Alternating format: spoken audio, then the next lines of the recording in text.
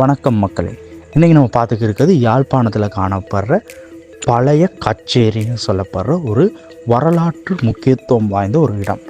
அதாவது யாழ்ப்பாணத்தில் பிரிட்டிஷ் காலப்பகுதியில் கட்டப்பட்ட ஒரு கட்டிடத் தொகுதி, அதாவது யாழ்ப்பாணத்தை நிர்வகிக்கிறதுக்காக கட்டப்பட்ட ஒரு கட்டிடத் தொகுதி. இந்த கட்டிடம் அமைஞ்சிருக்கிறது யாழ்ப்பாணத்தில் பழைய பார்க், ஓல்ட் பார்க்குன்னு சொல்லப்படுற பார்க்குக்கு அருகாமையில் அமைஞ்சிருக்கு. இந்த கட்டிடத் தொகுதி பிரிட்டிஷ் காலப்பகுதிக்கு பிறகு இலங்கையில் நிர்வாக தேவைகளுக்காக பயன்படுத்தப்பட்டு வந்திருக்கு. இது யாழ்ப்பாணத்தின் பழைய கச்சேரி, ஒரு கச்சேரியாகவும் பயன்படுத்தப்பட்டு வந்திருக்கு. இது யாழ்ப்பாணத்தில் உள்நாட்டு யுத்த காலப்பகுதியில் பெரிதும் பாதிக்கப்பட்ட ஒரு இடமாக காணப்படுது.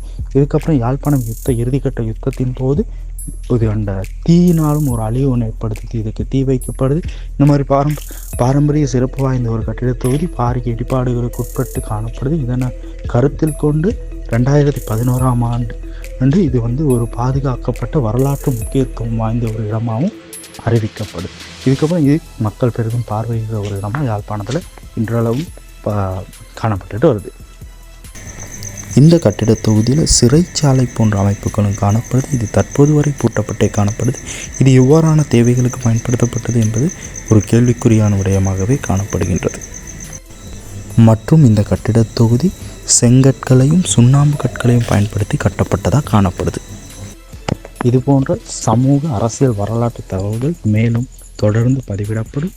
இது போன்ற காணொளிகளை கண்டுகளிப்பதற்காக லைக் மற்றும் சப்ஸ்கிரைப் செய்து கொள்ளவும். நன்றி.